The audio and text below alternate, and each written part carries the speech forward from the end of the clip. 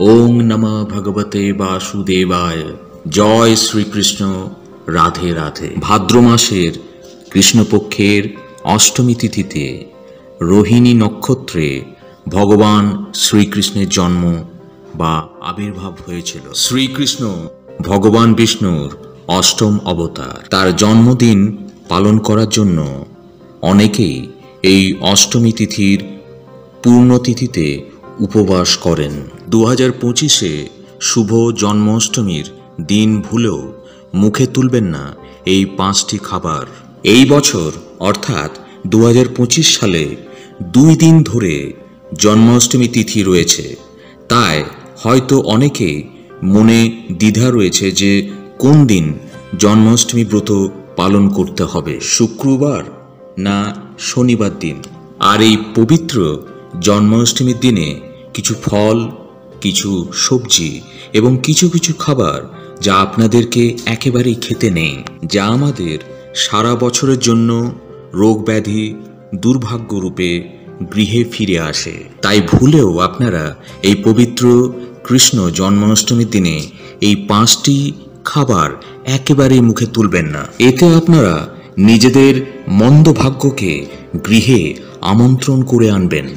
এছাড়া এই দিনে আপনাদেরকে এমন কিছু কিছু কাজ রয়েছে যা ভুলেও করতে নেই। হ্যাঁ, আপনারা একদমই ঠিক শুনেছেন। অবশ্যই মনোযোগের সহিত এই পবিত্র দিনে আপনারা ভিডিওটি সম্পূর্ণ শ্রবণ করবেন। এই ভিডিওটি খুবই গুরুত্বপূর্ণ হতে যাচ্ছে প্রত্যেকটি সনাতনীদের জন্য। এই ভিডিও থেকে আপনারা জানবেন যে পবিত্র জন্মাষ্টমী চলাকালীন যদি আপনাদের বাড়িতে বা আপনাদের উপর স্বয়ং ভগবান শ্রীকৃষ্ণের কৃপা যদি হয় বা এই সময়ে আপনাদের বাড়িতে ভগবানের আগমন হয়, তাহলে এমন কোন কোন লক্ষণ আপনারা অবশ্যই পাবেন। আমি যে লক্ষণগুলির কথা বলবো, যদি আপনারা তার মধ্যে একটিও পেয়ে থাকেন, তাহলে ভিডিওতে আমি একটি বিশেষ উপায়ের কথা বলবো। আর সেই উপায়টি অবশ্যই আপনারা জন্মাষ্টমী ব্রতের রাতে কিন্তু করবেনই। এতে স্বয়ং ভগবান শ্রীকৃষ্ণের কৃপায় ভক্তদের সমস্ত মনোবাঞ্ছা পূরণ হবে। আরও জানতে পারবেন উপবাসের নিয়ম। এরই পাশাপাশি এই পবিত্র দিনে একটিবারের জন্য হলেও আপনারা অবশ্যই শ্রবণ করবেন জন্মাষ্টমীর ব্রত কথা, ব্রত মাহাত্ম্য যা শাস্ত্রে বর্ণিত আছে। নমস্কার, আমি কুন্তল। দেশ ও দেশের বাইরে থেকে যে সকল দর্শকেরা এই মুহূর্তে ভিডিওটি অন করেছেন, তাদের প্রত্যেককে সুস্বাগতম জানাই ভালো সময় অর্থাৎ সনাতন ধর্মীয় তথ্যমূলক চ্যানেলে। আমি সর্বদাই চেষ্টা করি সনাতন ধর্মের এইরকম সকল গুরুত্বপূর্ণ বিষয়গুলি আপনাদের সামনে উপস্থাপন করতে, শেয়ার করতে। আসুন কিছুক্ষণ সময় প্রত্যেকে একসঙ্গে ধৈর্য ধরে আজকের এই গুরুত্বপূর্ণ প্রসঙ্গে আমরা বিস্তারিত জেনে নিই। ভিডিওটি শুরু থেকে শেষ পর্যন্ত ভক্তি, শ্রদ্ধা ও মনোযোগের সহিত শ্রবণ করে যদি আপনাদের ভালো লাগে, তাহলে অবশ্যই একটি লাইক করবেন। কমেন্টে ভক্তি, ভালোবাসা ও শ্রদ্ধার সহিত জয় শ্রীকৃষ্ণের জয়, জয় শ্রী বিষ্ণুর জয়, অথবা আপনার গুরুদেবের নামটি একটিবারের জন্য হলেও লিখে জানাবার জন্য অনুরোধ রইল। চ্যানেলে নতুন হলে অবশ্যই চ্যানেলটি সাবস্ক্রাইব করবেন। পাশে থাকার নোটিফিকেশন বেলটি আপনারা অল করে দেবেন। অবশ্যই একজন সনাতনী ভাইকে আপনারা সাপোর্ট করবেন, আমি আশা রাখছি। নিশ্চয়ই এই ভিডিও থেকে আপনারা উপকৃত এবং সমৃদ্ধ হবেন। তাহলে চলুন শুরু করি আজকের মূল ভিডিওটি। যখন আমরা কোনো পুজো অর্চনা করি বা ঈশ্বরের আরাধনা, ধ্যান, জপ, সাধনা বা যে কোনো ধরনের ব্রতই করি না কেন, প্রত্যেকেই হয়তো মনে একটি প্রশ্ন আসতেই পারে যে ঈশ্বর কি সত্যি আমাদের আরাধনা বা প্রার্থনা শুনছেন? তিনি কি আমাদের মনোবাসনা পূরণ করবেন? আসলে যখন আমরা পূজা অর্চনা করতে বসি, তখন কিন্তু ঈশ্বর আমাদের কিছু না কিছু সংকেত দেয়, কারণ ভক্তের ডাকেই তো ভগবান, আর ভক্তের ডাকেই তো ভগবান সাড়া দেবেনই। ভক্তের ভক্তিতে ভগবান বাঁধা, ভক্তের ডাকে ছুটে আসেন ভগবান তার গৃহে। তাই আপনারা যদি পূজা অর্চনা করার সময় এই সংকেতগুলো পেয়ে থাকেন, তবে নিশ্চয়ই বুঝে নেবেন ভগবান আপনার পাশে আছে। একেবারেই নিরাশ হবেন না আপনারা। এই জীবনে যত খারাপ পরিস্থিতি আসুক না কেন, ভগবান আপনাদের সাথে ছিলেন, আছেন এবং সর্বদাই থাকবে। মনের ভরসা, বিশ্বাস, আস্থা একেবারে হারাবেন না আপনারা। হয়তো এক সময় আপনারা চারিপাশের মানুষকে আপনারা পাশে পাবেন না, তাই কেউ আপনার সাথে থাকুক বা না থাকুক, স্বয়ং ভগবান আপনার পাশে ছিল এবং সর্বদাই থাকবে। শুধু কর্ম অনুসারে আমাদের সুখ দুঃখ এ জীবনে ভোগ করতে হয়। কর্মফল ভোগ করার থেকে নিস্তার কারোর নেই। স্বয়ং ভগবান নিজে অবতার রূপে মর্তলোকে এসে সমস্ত সুখ দুঃখ ভোগ করেছেন তিনিও। দুঃখের শেষে আবার জীবনে সৌভাগ্যের উদয় হয়। যেমনটা দিনের শেষে রাত আসে, রাতের কালো আমানিশা পার করে আবার দিনের আলো চারিদিকে আলোকিত করে। পুজো করার সময় যখন ভগবান কোনো ভক্তের প্রতি খুব প্রসন্ন হয়, তখন পুজো করার সময়ই ভক্তকে যে সংকেত দিয়ে থাকেন তার মধ্যে প্রথমত হলো প্রদীপের আলো হঠাৎ করে অধিক মাত্রায়, মানে অস্বাভাবিক মাত্রায় বৃদ্ধি পাওয়া। এটি সংকেত দেয় যে ভগবান আপনার পুজোয় খুব প্রসন্ন হয়েছে। আবার পুজো করার সময় যদি আপনারা দেখতে পান যে ধূপকাঠি থেকে ধোঁয়া বেরিয়ে ভগবানের বিগ্রহের দিকে যাচ্ছে, বা সেই ধোঁয়া আপনার দিকে আসছে, অথবা হঠাৎ করেই ধূপকাঠি থেকে ধোঁয়া বেরিয়ে সেই ধোঁয়া কোনো মাঙ্গলিক অর্থাৎ শুভ চিহ্নের রূপ ধারণ করছে, তাহলে বুঝে নেবেন ভগবান আপনার পুজোয় খুব প্রসন্ন হয়েছেন এবং তার আশীর্বাদ সর্বদাই আপনার উপর রয়েছে। এর পরবর্তী সংকেত, পুজো করার সময়ে যদি আপনাদের গৃহে হঠাৎ করে কোনো অতিথি আসে বা কোনো পশু পাখি এসে আপনার ঘরের দরজার সামনে এসে দাঁড়ায়, তো এটিও আপনার গৃহে সৌভাগ্য আগমনের সংকেত বহন করে। এর পরবর্তী সংকেত হলো, যদি দেখতে পাচ্ছেন হঠাৎ করে পুজোর সময় ভগবানের চরণ থেকে বা ভগবানকে অর্পণ করা একটি পুষ্প আপনার সামনে এসে পড়ে বা আপনার দিকে এসে সেই ফুলটি পড়ে, তাহলে জানবেন যে ভগবান আপনাকে সংকেত দিচ্ছেন যে আপনার পুজো স্বয়ং ভগবান স্বীকার করেছেন এবং আপনার মনস্কামনা, মনোবাসনা অবশ্যই পূর্ণ হবে। পুজো করার সময় যদি আপনার বাড়ির বাইরে থেকে ঘণ্টা, শঙ্খ বা কাঁসরের আওয়াজ মাঝে মাঝে আপনারা পান, তাহলে এটি অত্যন্ত শুভ সংকেত, সৌভাগ্য আগমনের সংকেত দেয় এটি। এর পরবর্তী হচ্ছে, পুজো করার সময়ে যদি আপনাদের গৃহে কোনো ব্রাহ্মণ বা কোনো অসহায় দরিদ্র মানুষ আসেন, তো অবশ্যই তাকে আপনার সাধ্য অনুযায়ী কিছু না কিছু দান করুন, কিন্তু খালি হাতে কখনোই তাকে আপনারা ফেরাবেন না, কারণ ভগবান বিভিন্ন রূপে আসেন তার ভক্তের গৃহে, আর ভক্তদের দুর্ভাগ্যকে তিনি হরণ করে নেন। এর পরবর্তী হলো, যদি কোনো শুভ দিনে বা পূজা অর্চনা করার সময়ে হঠাৎ করে যদি আপনারা কোনো সুগন্ধি পান, যেমন ফুলের সুবাস, ধূপধুনো, কর্পূর, তাহলে এটি অত্যন্ত শুভ সংকেত। বুঝে নেবেন আপনার আরাধ্য বা ইষ্টদেব আপনার আশেপাশে রয়েছেন। এর পরবর্তী সংকেত হলো, ভগবানকে দর্শন করতে হলে সামান্য দৃষ্টিতে তাকে দেখা যায় না, তাকে অনুভব করা যায়। তাই বলা হয়, যখন ভগবানের কৃপা হয় তখন ভক্তের দুই নয়ন দিয়ে জল পড়তে শুরু করে, দৈব আনন্দ অনুভব হয় সেই ভক্তের হৃদয়ে। যদি আপনাদের কোনো মন্দিরে গেলে ভগবানের নাম গুণকীর্তন শুনলে দুই চোখ দিয়ে জল চলে আসে, তাহলে বুঝবেন স্বয়ং ভগবান আপনার পাশে সর্বদাই রয়েছেন। তার বিশেষ কৃপা বর্ষিত হবে আপনার জীবনে। প্রতি বছরের পবিত্র ভাদ্র মাসের কৃষ্ণপক্ষের রোহিণী নক্ষত্রে পালন করা হয় জন্মাষ্টমী ব্রত বা উৎসব। কারণ এই দিনে পুরুষোত্তম পরমেশ্বর ভগবান শ্রীকৃষ্ণ এই ধরাধামে অবতীর্ণ হয়েছিলেন। শাস্ত্রে বর্ণিত আছে যে লক্ষ লক্ষ একাদশী ব্রতের সমান এই পবিত্র জন্মাষ্টমীর দিনে ব্রত পালন করলে বা ভগবানের ভক্তি পূজা অর্চনা বা স্বল্প পরিমাণ আরাধনা করলেও সেটি তার সমপরিমাণই হয়, এর সুফল পাওয়া যায়।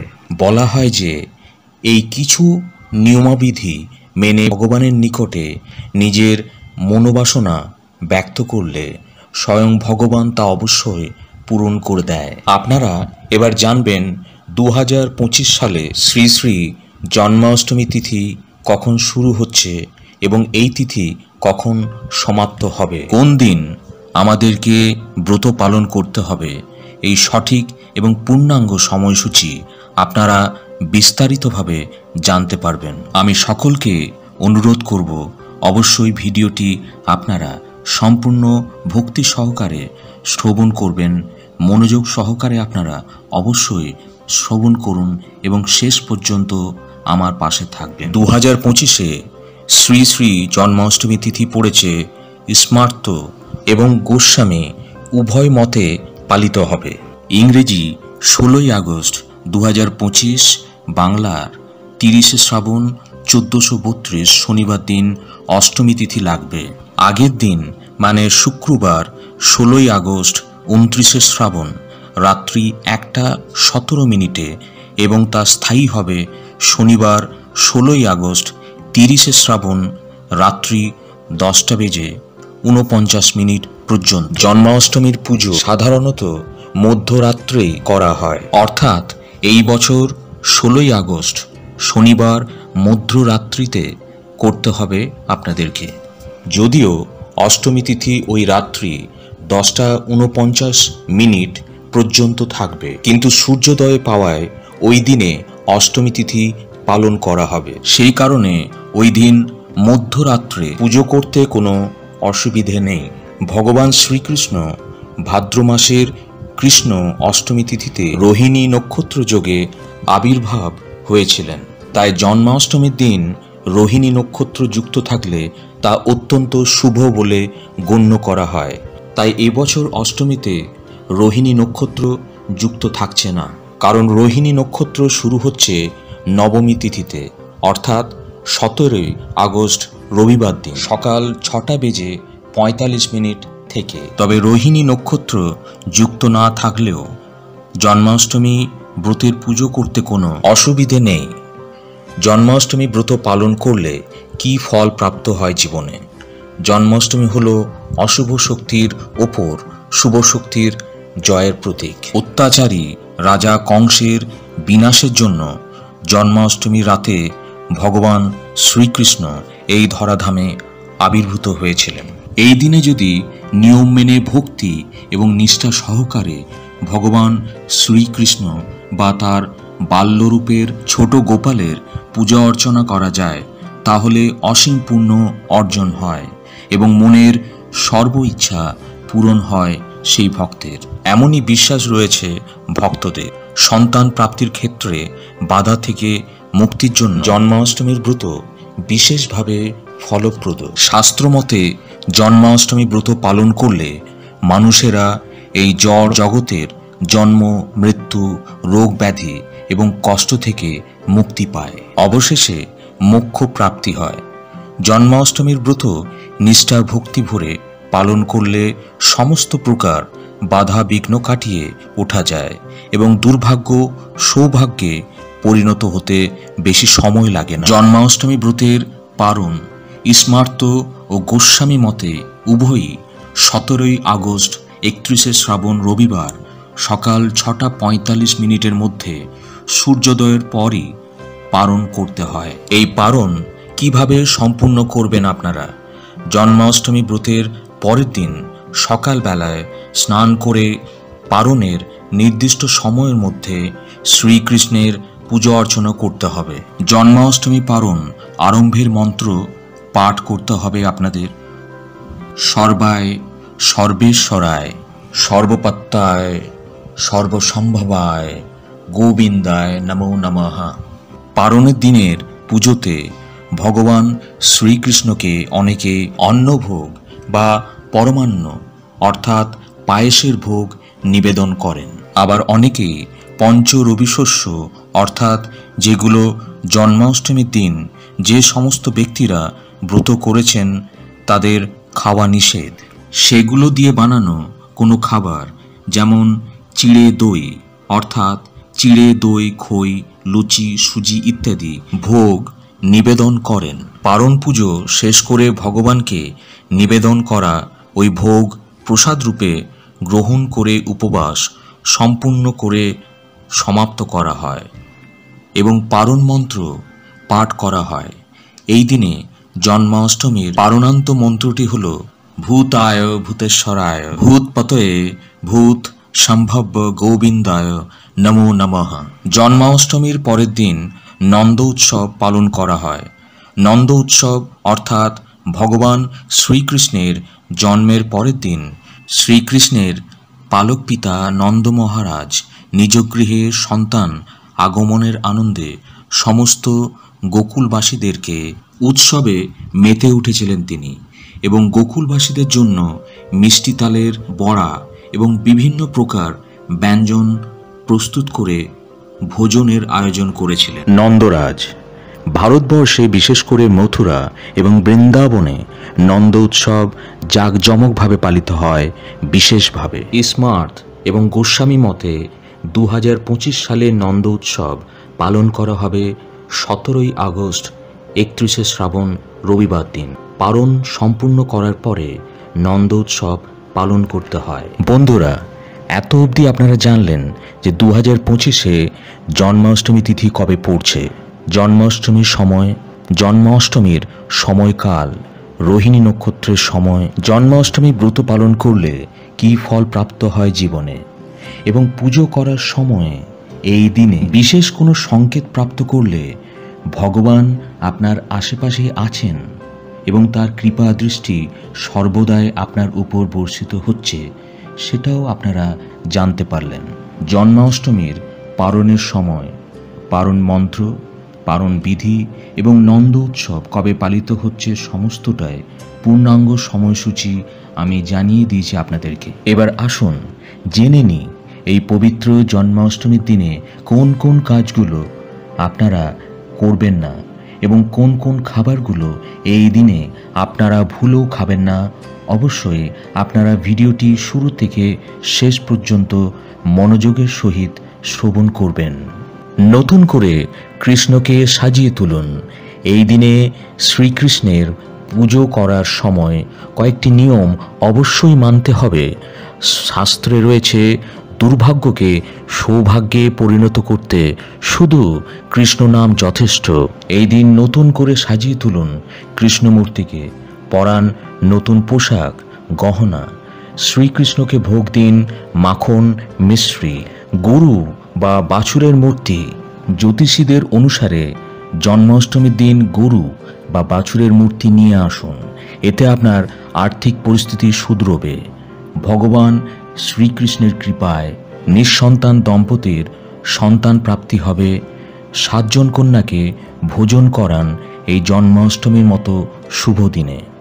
জন্মাষ্টমীর দিন 7 জন কন্যাকে ডেকে পায়েস খাওয়ান।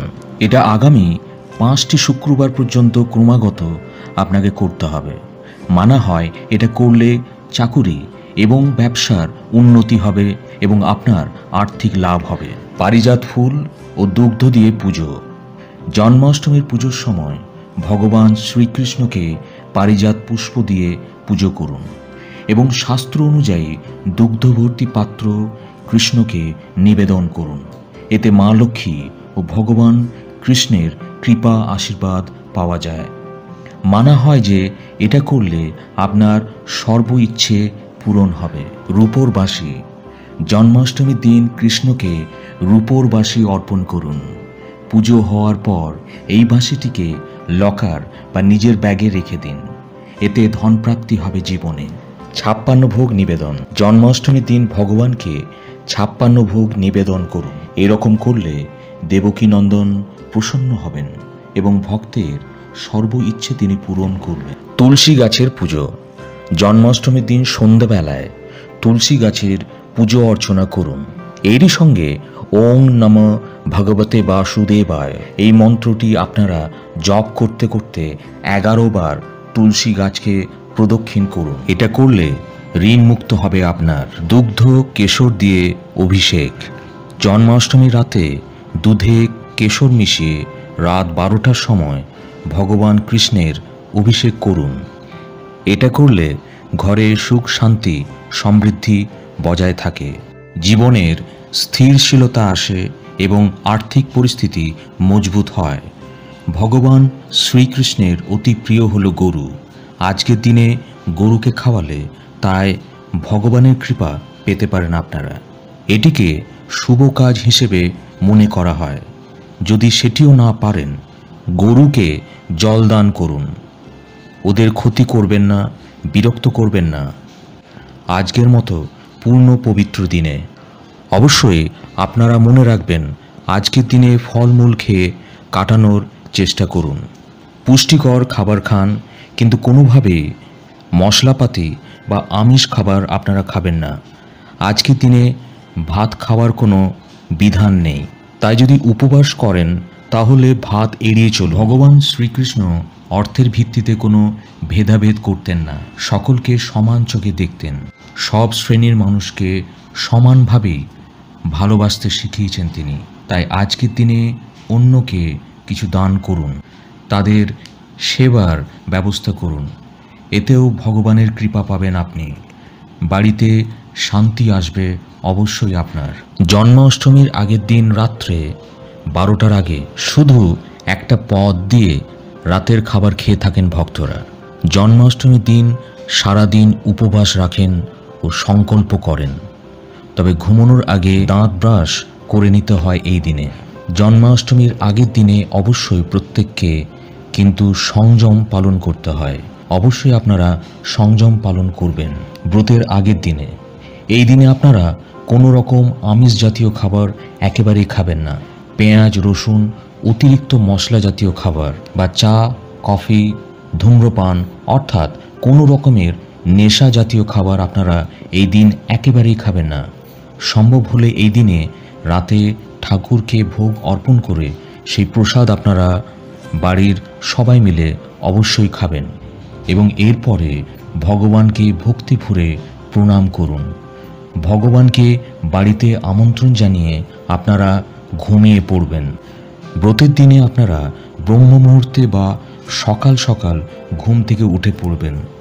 এরপরে দেবী গঙ্গাকে প্রণাম করে স্নান করুন, পরিষ্কার পোশাক পরিধান করুন, তারপরে ঠাকুরের মঙ্গল আরতি করুন।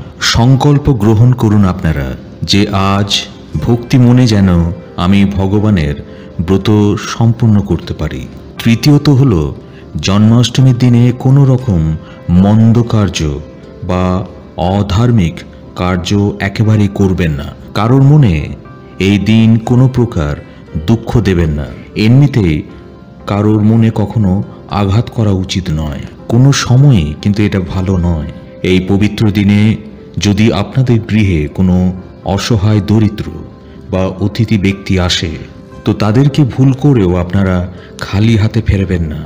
আপনার সাধ্য সামর্থ্য অনুযায়ী তাদেরকে এই শুভ দিনে অবশ্যই কিছু না কিছু দান করুন, কারণ ধর্মীয় কার্য করলে শুভ দিনে তা আরও দ্বিগুণ ফল পূর্ণ ফল প্রাপ্তি করা যায় জীবনে। যদি শুভ দিনে একটু ধর্মীয় কার্য করা যায়, মনে রাখবেন বিশেষ করে এই দিনে ভগবান ভক্তের পরীক্ষা নিতে না জানি কি রূপে চলে আসে তা বলতে পারে। তাই এই দিনে আপনারা বেশি বেশি করে কৃষ্ণ মহামন্ত্র জপ করুন, গীতা ভগবত পাঠ করুন এবং শ্রবণ করুন, ভক্ত সঙ্গ করবেন এবং আপনাদের সাধ্য সামর্থ্য অনুযায়ী এই পবিত্র দিনে ঠাকুর পুজো দিতে কিন্তু একদমই ভুলবেন না। আর সন্ধেবেলায় আপনারা তুলসী তলায় একটি প্রদীপ প্রজ্বলিত করে দেবেন। পবিত্র দিনে আপনারা আরতি করুন। এছাড়া এই শুভ দিনে বৃক্ষাদি আপনারা ভুলেও কাটবেন না, চুল দাড়ি নখ ভুলেও কাটবেন না এই শুভ দিনে, এতে জীবনে গ্রহদোষ লাগে। এরপর চতুর্থ বিষয়টি হলো, শাস্ত্র অনুসারে জন্মাষ্টমীর দিনে ভুলেও আপনাদেরকে অন্ন গ্রহণ করতে নেই। তাই যে সমস্ত ভক্তরা এই পবিত্র দিনে ব্রত উপবাস রাখছেন, তারা ব্রত সম্পূর্ণ হওয়ার পর বা পরের দিনে আপনারা ভগবানের প্রসাদ সেবা করে তাই এই ব্রত পালন করবেন। সমস্ত ব্যক্তিরা অসুস্থতার কারণে বা যে কোনো কারণবশতই হোক না কেন যদি ব্রত না করতে পারেন, তো আপনারা পঞ্চরবি শস্য বর্জন করে নিরামিষ সবজি বা সাত্ত্বিক খাবার গ্রহণ করেও এই পবিত্র ব্রত সম্পূর্ণ করতে পারেন। অবশ্যই এই দিনে ঠাকুর পুজো করবেন। বিশেষভাবে শুভ দিনে ধর্মকার্য করলে অন্যান্য দিনের চেয়ে তা পূর্ণ ফল সহস্র গুণ বৃদ্ধি পায়। তাছাড়া এই পবিত্র দিনে অবশ্যই মনে রাখবেন, পেঁয়াজ, রসুন, দই, তাল, তালের বড়া, নারকেল, মাছ, মাংস, ডিম বা যে কোনো ধরনের নেশা, ভাং কিন্তু এই পবিত্র দিনে আপনারা ভুলেও খাবেন না। অবশ্যই মনে রাখবেন, জন্মাষ্টমীর পরের দিনে অর্থাৎ নন্দ উৎসব পালন করে তারপরে তাল বা তালের বড়া খেতে হয়, জন্মাষ্টমীর দিনে খেতে নেই। অবশ্যই এটি মনে রাখবেন, এটি ভগবানের অত্যন্তই প্রিয় তাল এবং তালের তৈরি বড়া। আপনারা জন্মাষ্টমীর দিনে ভগবানকে তালের বড়ার ভোগ দিয়ে সেই প্রসাদই রেখে দেবেন, পরের দিন খাবেন। বিভিন্ন ফলের ভোগ নিবেদন করবেন ঠাকুরকে এই দিনে। পবিত্র জন্মাষ্টমীর দিনে ভগবান শ্রীকৃষ্ণ সমস্ত জীবের কল্যাণ এবং উদ্ধারের জন্য এই পৃথিবীতে অবতীর্ণ হন। তাই জানবেন এমন কিছু উপায়ের কথা যার দ্বারা আপনার জীবনে অনেক সমস্যা থেকে রক্ষা পেতে পারেন আপনারা। এরই পাশাপাশি আপনাদের অসম্পূর্ণ মনোবাসনা থাকলে এই জন্মাষ্টমীর দিনে তা পূরণ হয়ে যাবে। বহু মানুষের জীবনে বাধা থাকার ফলে তাদের জীবনে উন্নতি হয় না। আজ আমি এমন কিছু টোটকা বা উপায়ের কথা বলবো, যদি আপনারা তা পালন করেন তাহলে জীবন থেকে সমস্যা চিরতরে নাশ হয়ে যাবে। এবং এরই সাথে এমন একটি বিশেষ গুরুত্বপূর্ণ কথা বলবো, যা করলে আপনাদের জীবনে অসম্পূর্ণ ইচ্ছা পূরণ হয়ে যাবে। তো প্রথমত বিষয়টি হলো, যদি আপনারা চান যে বাড়িতে কখনো আর্থিক সমস্যা না হোক, তবে এই পবিত্র জন্মাষ্টমীর দিনে মিশ্রির পায়েস তৈরি করে ভগবান শ্রীকৃষ্ণকে মন্দিরে গিয়ে অর্পণ করবেন। এরই সাথে ভগবানের প্রিয় সাদা বা হলুদ রঙের ফুল দিতে একদমই ভুলবেন না। আর যদি আপনাদের বাড়ির আশেপাশে কৃষ্ণ মন্দির না থাকে, তাহলে বাড়িতেই এই মিশ্রির ভোগ অর্পণ করুন ভগবানকে। তারপরে সেই মিশ্রির পায়েসের প্রসাদ সবাইকে বিতরণ করবেন এবং নিজেও তা গ্রহণ করবেন। এরপর দ্বিতীয়ত, যদি আপনাদের জীবনে কোনো শুভ কার্য না হয়, ব্যবসা বা চাকুরিতে বাধা আসছে, তাহলে এই প্রক্রিয়াটি অবশ্যই করবেন। আপনারা জন্মাষ্টমীর দিন থেকে 8 দিন স্নান করে জটাযুক্ত একটি নারকেল প্রতিদিন ভগবানকে অর্পণ করুন। জটাযুক্ত নারকেল মানে আপনারা নারকেলের খোসা সম্পূর্ণ না ছাড়িয়ে একটু একটু করে বাঁধিয়ে রাখবেন, সেটি অর্পণ করবেন ভগবানকে। এতে সমস্ত আটকে থাকা কাজ ধীরে ধীরে সম্পূর্ণ হতে শুরু করবে আপনাদের। এরপর তৃতীয় যে বিষয়টি, আর তা হলো, যদি আপনারা চান যে বাড়িতে সর্বদাই সুখ, শান্তি, সমৃদ্ধি বজায় থাক, তাহলে জন্মাষ্টমীর দিনে ওম নমঃ ভগবতে বাসুদেবায়, ওম নমঃ ভগবতে বাসুদেবায়, ওম নমঃ ভগবতে বাসুদেবায় এই মন্ত্রটি জপ করতে করতে একটি মালা তৈরি করবেন, তা ঠাকুরকে অর্পণ করবেন। একই সাথে তুলসী মাকে একটি ফুলের মালা অবশ্যই অর্পণ করবেন এবং একটি প্রদীপ জ্বালিয়ে দিন তুলসী তলায়। এতে আপনার বাড়ির সমস্ত অশুভ শক্তি নাশ হয়ে যাবে আর বাড়িতে শান্তি সমৃদ্ধি ফিরে আসবে পুনরায়। এবার হচ্ছে চতুর্থ বিষয়টি। এবার আপনারা জানবেন সেই গুরুত্বপূর্ণ উপায় যার মাধ্যমে আপনাদের জীবনের ইচ্ছে পূরণ করতে পারবেন। এই জন্য প্রথমে একটি সাদা কাগজ নেবেন আপনারা, তাতে আপনাদের মনের সর্ব ইচ্ছে লিখবেন আর এটা সন্ধ্যাবেলায় করতে হবে আপনাদেরকে। কাগজে লেখার পর দুটি মালা করবেন। একটি হচ্ছে ওম নমঃ ভগবতে বাসুদেবায় নমঃ, অপরটি ওম কালী কৃষ্ণায় গোবিন্দায় নমঃ। পরে সেই কাগজটি মন্দিরে গিয়ে কোনো স্থানে আপনারা লুকিয়ে রেখে দেবেন। এরপর আপনি আর পেছনের দিকে না দেখে আপনাদের বাড়িতে চলে আসবেন। এতে আপনার মনের সর্ব ইচ্ছে পূরণ হবে যা আপনি কাগজে লিখেছেন। ভগবান শ্রীকৃষ্ণের কৃপায় খুব দ্রুতই তা পূর্ণ হবে। পেঁয়াজ রসুন বা অন্য কোনো আমিষ জাতীয় খাবার এই দিন আপনারা খাবেন না। মাছ মাংস এবং অ্যালকোহল বাড়িতে আনা উচিত নয়। যারা জন্মাষ্টমী ব্রত পালন করেন না তাদেরও এই দিনে ভাত খাওয়া উচিত নয়। একাদশী ও জন্মাষ্টমীতে ভাত এবং যবের তৈরি খাবার খাওয়া নিষিদ্ধ বলে অবশ্যই মনে করা হয়। জন্মাষ্টমীর দিন ভুল করেও তুলসী পাতা ছেঁড়া উচিত নয়। বিশ্বাস করা হয় তুলসী ভগবান বিষ্ণুর খুব প্রিয়, তাই এই দিনে তুলসী পাতা ছেঁড়া অশুভ বলে বিবেচিত। আপনার জন্য এটি কখনোই শুভ হবে না। এই দিনে আপনারা ভুল করেও খাবেন না এই তিনটি সবজি, আর তা হলো শিম, বেগুন এবং উচ্ছে। আপনারা ভুলেও খাবেন না এই তিনটি সবজি শুভ জন্মাষ্টমীর দিন। এছাড়াও আপনারা খাবেন না ঢ্যাঁড়স, পুঁই শাক, লাল শাক, কলমি শাক, অর্থাৎ শাক জাতীয় কোনো খাবারই আপনারা এই দিন খাবেন না। আপনারা খাবেন না মসুর ডাল, মাসকলাই ডাল আপনারা এই দিন খাবেন না। কোনো প্রকার নেশা ভাঙ করবেন না আপনারা এই শুভতম দিনে। ব্রহ্মক্ষয় করা উচিত নয়। স্বামী স্ত্রী মিলন আপনারা করবেন না এই শুভ দিনে, তা অশুভ হতে পারে আপনার জন্য।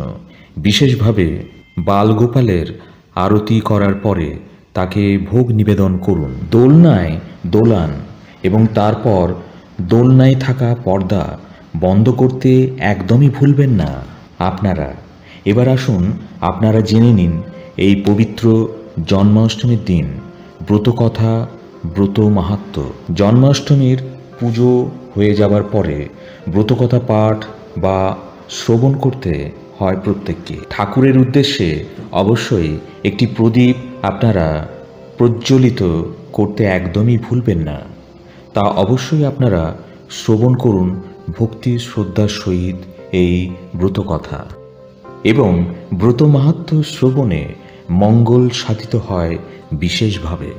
যদি আপনি কোনো কারণবশত ব্রত নাও করতে পারেন, অবশ্যই একটিবারের জন্য হলেও শ্রবণ করবেন এই ব্রতকথা, ব্রত মাহাত্ম্য। এতে আপনি অনেকাংশে পুণ্যফল প্রাপ্ত করতে পারবেন এই ব্রতের। শ্রীকৃষ্ণের জন্মাষ্টমীর ব্রতকথা। মথুরায় উগ্রসেন নামে এক অতি ধার্মিক রাজা ছিল।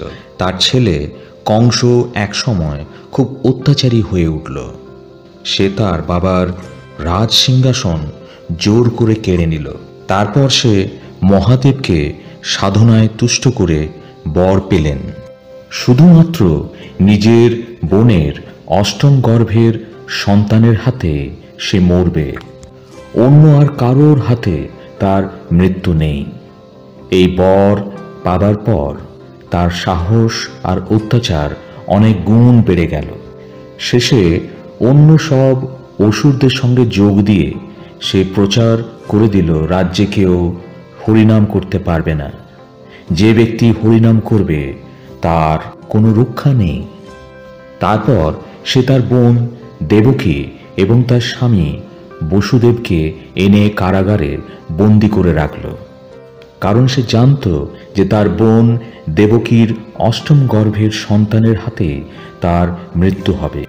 এইভাবে কারাগারে থাকতে থাকতে দেবকীর 7টি ছেলে হলো, আর কংস প্রত্যেকটিকে কারাগার থেকে নিয়ে গিয়ে পাথরের উপর আছাড় মেরে তাদেরকে মেরে ফেলল। শেষে যখন কংস খবর পেল এবার দেবকীর অষ্টম গর্ভের সন্তান হবে, তখন সে কারাগারের চারিদিকে খুব কড়া পাহারার ব্যবস্থা করল।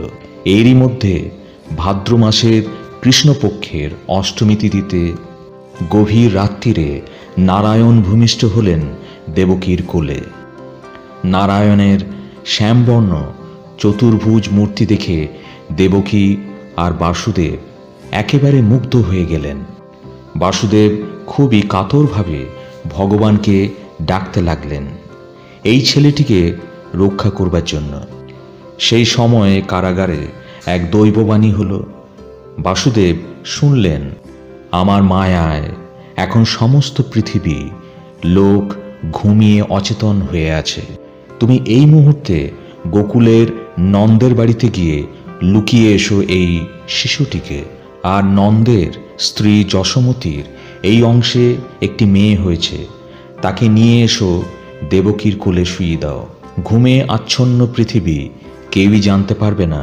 শোনার পর বাসুদেব আর দেরি না করে কৃষ্ণকে কোলে করে নিয়ে নন্দের বাড়ি যাওয়ার জন্য বেরিয়ে পড়লেন। প্রহরীরা সকলেই তখন ঘুমে অচেতন, কেউই কিছু জানতে পারল না। যোগমায়ার প্রভাবে তারা সবাই অচেতন হয়ে পড়ে আছে। বসুদেব গিয়ে পৌঁছল যমুনার তীরে। সেই সময় যমুনা দুকুল ছাপিয়ে উঠেছিল, কিন্তু নারায়ণ তার মায়া ছড়িয়ে দিয়েছিল চারিদিকে। এই সময় বসুদেবের চোখে পড়ল যে যমুনার জল হঠাৎ কমে গিয়ে হাঁটু সমান হয়ে গিয়েছে এবং একটি শেয়াল অনায়াসে যমুনা পার হয়ে যাচ্ছে। বসুদেব তখন চললেন শেয়ালটির পেছন পেছন। বসুদেব ও তার সন্তানকে ভীষণ বৃষ্টির হাত থেকে বাঁচাবার জন্য নাগরাজ তার বিশাল ফোনা বিস্তার করে ধরলেন তাদের মাথার ওপরে। এইভাবে অল্প সময়ের মধ্যে বসুদেব কৃষ্ণকে যশোমতীর কোলে রেখে মেয়েটিকে নিয়ে আবার কারাগারে ফিরে এলেন ও মেয়েটিকে অর্থাৎ দেবী যোগমায়াকে দেবকীর কোলে রেখে দিলেন। সকাল হতে কংস খবর পেল যে দেবকীর অষ্টম গর্ভের সন্তান একটি মেয়ে হয়েছে। কংস তখন জোর করে দেবকীর কোল থেকে মেয়েটিকে কেড়ে নিল।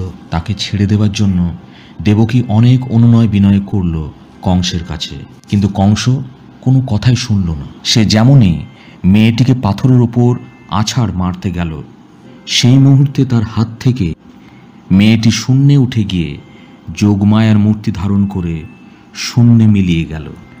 যাবার সময় তিনি কংসকে বলে গেলেন, তোমারে বোধিবে যে গোকুলে বাড়ি শেষে। তারপর সময় পূর্ণ হতে কংস শ্রীকৃষ্ণের হাতে বধ হয়েছিল।